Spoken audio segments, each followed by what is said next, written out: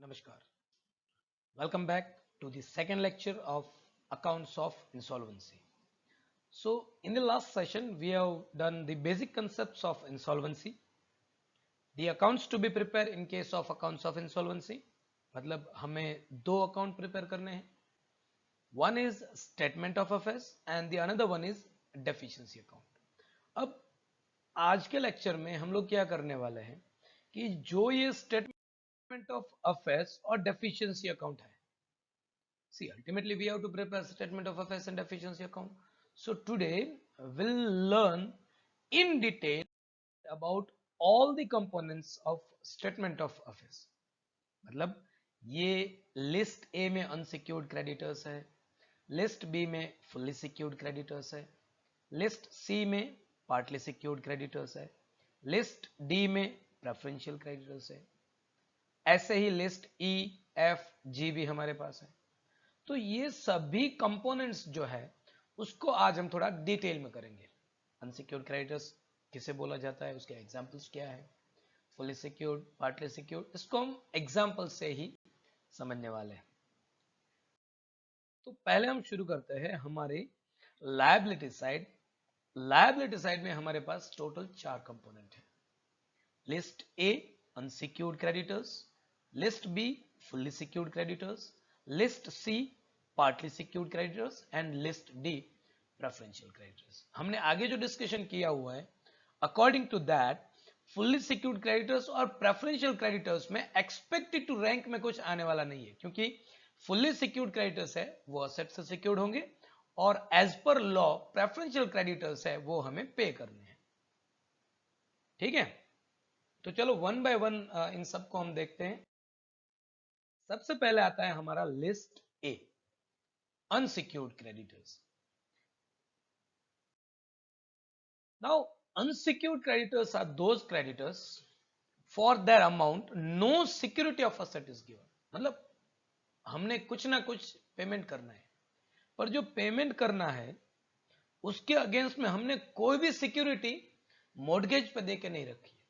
ऐसे जो भी क्रेडिटर्स है उनको बोला जाएगा अनसिक्योर्ड क्रेडिटर्स. मतलब उनके पास कोई सिक्योरिटी नहीं है और उनको जो पेमेंट मिलेगा वो सबसे लास्ट में मिलेगा. For example, creditors for purchase of business goods, bills payables, bank overdraft, discounted bills receivables likely to be dishonored. देखो हमने बिल्स देके रखे, अगर वो डिसऑनर्ड होते हैं तो वो हो जाएंगे अनसिक्योर्ड क्रेडिटर्स में. Outstanding business expenses, loan of wife from her stridhan. देखो ये जो लोन ऑफ वाइफ वाला कंपोनेंट है उसको हम थोड़ा आगे डिटेल में भी करने वाले हैं. वाइफ अगर इंसॉल्वेंट पर्सन को लोन देते हैं, मतलब इंसॉल्वेंट पर्सन जो है वो अपनी वाइफ से लोन लेते हैं, तो वो क्या रहेगा, मतलब वो क्रेडिटर्स रहेगा या फिर अपने पैसे से हो सकता है, तो उसको हम थोड़ा डिटेल में करेंगे.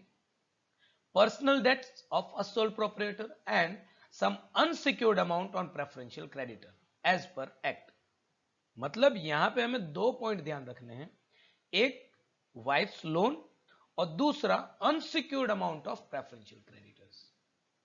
ठीक है, तो ये जो हमारा पूरा लिस्ट है this is unsecured creditors.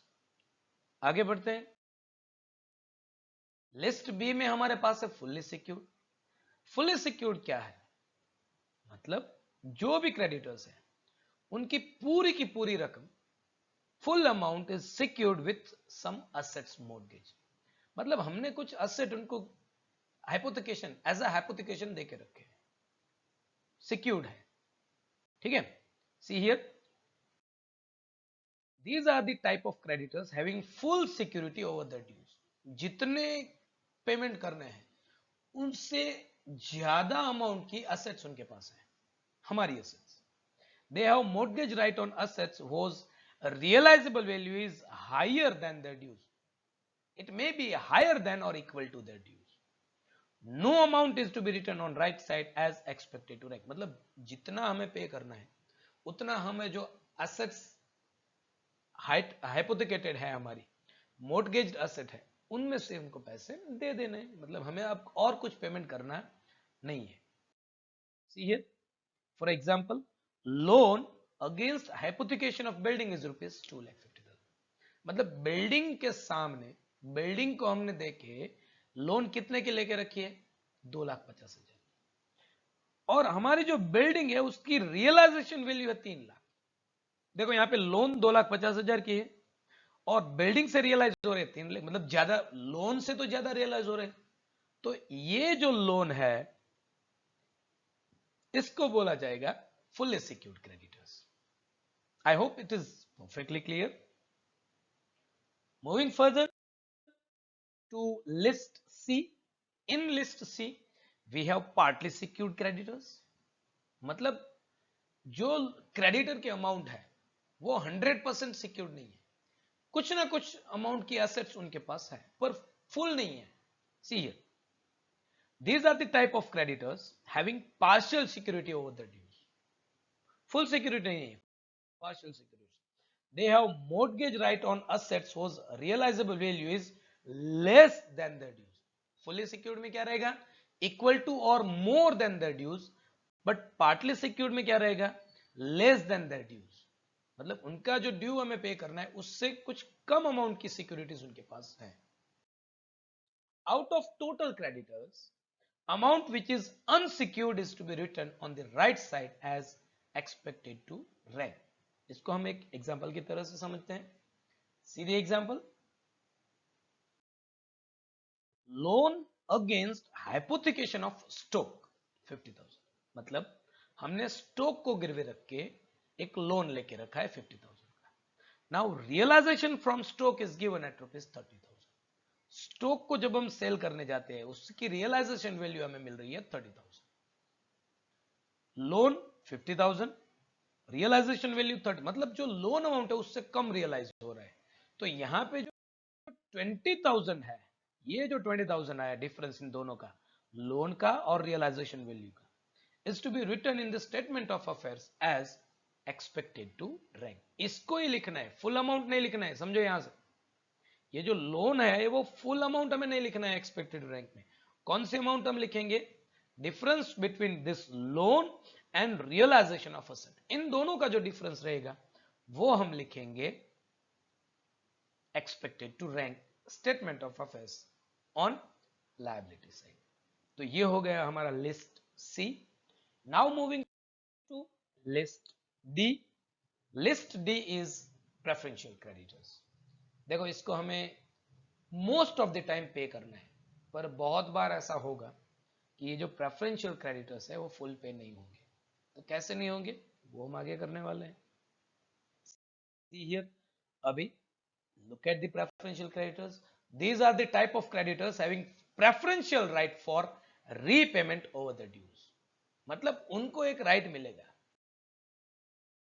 For example, amount due to government और local authority, land revenues, income tax, goods and service tax. अगर टैक्स कोई भी पे करने बाकी है तो ये प्रेफरेंशियल है। पहले प्रेफरेंस पे करो, प्रेफरेंशियल क्रेडिटर्स को पे करो, उसके बाद आप कैलकुलेशन करो। 4 months outstanding salary of clerk. अभी देखो ये जो 4 मंथ्स है उसकी जगह पे अगर 5 मंथ्स सैलरी है तो जो 1 महीने की सैलरी है, 1 month salary, that will be unsecured, और 4 मंथ की है दैट इज प्रेफरेंशियल। समझ में आया? अगर यहां पे 4 महीने की जगह अगर 5 महीने देके रखा है तो as per act preferential creditors कितने हो सकते, सैलरी ऑफ 4 मंथ्स ओनली। अगर 5 मंथ्स है तो 5th मंथ की जो सैलरी है दैट विल बी अनसिक्योर्ड, और उसको हम लिखेंगे एक्सपेक्टेड टू रैंक में।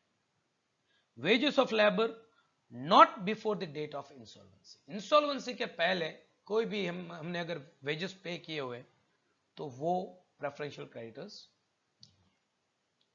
समझ में आ गया? यहां पे आगे बढ़ते हैं।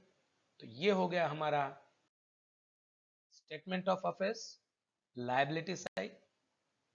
Now moving towards asset side. देखो आप ये जो देख रहे हो इसके साथ ही अगर आप नोट्स तैयार करते हो, शॉर्ट में नोट्स, तो आपको बहुत ही जल्दी समझ में आ जाएगा। Now moving towards statement of affairs, asset side, we have list E, F, G and some other items. Let's move to list E is property or assets. Now in this, assets which are not given for any security over them. देखो यहाँ पे कौन सी assets लेनी है, एकदम easy याद रखना है.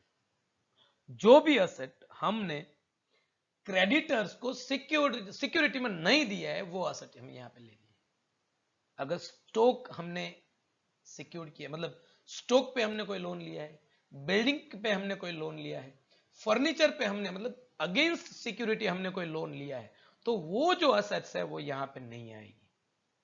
These are the assets available for distribution amongst unsecured creditors. मतलब अगर हमने किसी असेट पे लोन लेके रखी है तो वो तो उस जो असेट है उसके पैसे हम स्पेसिफिकली वो पर्टिकुलर लोन पे करेंगे.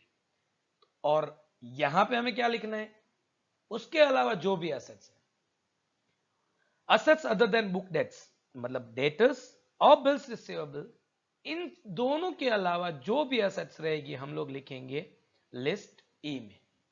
अब यहां पे क्लियर हो गया कि जो असेट साइड है उसको हमने 3 पार्ट में डिवाइड किया है. List E asset, list F debtors, list G that is bills receivable. For example, we have assets, land, building, machinery, furniture, stock, cash and bank balance, investment and patents. Along with these assets, if any private assets of individual is there, we have to write on statement of affairs. If any surplus is there from fully secured, मतलब fully secured है उसमें अगर कोई surplus बचता है वो हमने आगे किया है तो वो भी हमें इस प्रॉपर्टी में लिखना है. Moving towards debtors. Now, as per insolvency, debtors are divided into 3 parts. Good debtors, from which full amount will be realized. Doubtful debtors, from which partial amount could be realized. And bad debtors. Bad debtors के पास से कोई भी amount realise होने वाला नहीं है. See here, debtors 25,000. अगर वो गुड डेटर्स है तो debtors realise ₹25,000. Doubtful debtors 15,000, realise 10,000. मतलब जो 15,000 थे उसमें से रियलाइज कितना हो रहा है 10,000. 5,000 है वो बैड डेट है. Bad debtors 10,000, debtors realise 0. यहां पे 0 क्यों लिख रहे हैं हम, क्योंकि वो बैड है, वो पेमेंट नहीं करने वाला है. तो ये हो गया हमारा good debtors, doubtful debtors and bad debtors to be transferred to list F. Moving towards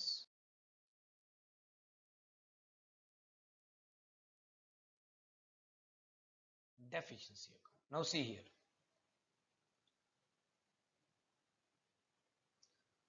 Along with this, we have to prepare deficiency account too. अगर deficiency account को हम लोग देखेंगे तो डेफिशिएंसी अकाउंट के बेसिक कंपोनेंट कौन कौन से हैं, initial capital, profit of past year, interest on capital and profit on realisation of assets. ये बेसिक कंपोनेंट्स हैं. इसके अलावा भी बहुत कुछ है पर ये बेसिक है. और हमारी जो ट्रेडिशन है वो क्या है, हम लोग पहले बेसिक करते हैं फिर एडवांस में जाते हैं. On the another side we have total drawings, losses of past year, loss on realisation of assets and any bad debts. इतने तो कंपोनेंट हमारे पास रहेंगे. इसके अलावा जो कोई एडवांस पॉइंट है वो है private assets, life insurance policy, that is surrender value of life insurance policy of a person, of an insolvent person, assets voluntarily transferred, wife's loan, दूसरी साइड पे हमारे पास है bills receivable dishonor, private liabilities and receivers expenses और remuneration. तो ये जो component है इसके बारे में हम विस्तार से आगे चर्चा करने वाले हैं. I hope everything is perfectly clear.